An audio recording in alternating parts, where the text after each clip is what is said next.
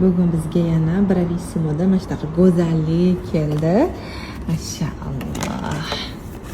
O'zi shirinlik juda ham kam yeyman, lekin bularigina mazza qilib yeyman.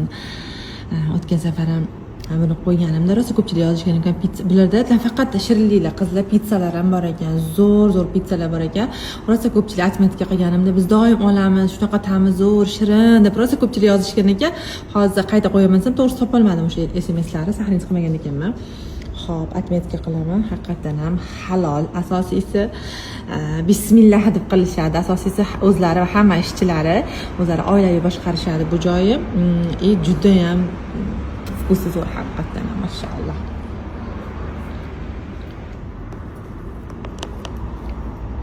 Tavsiya qilaman qizlar.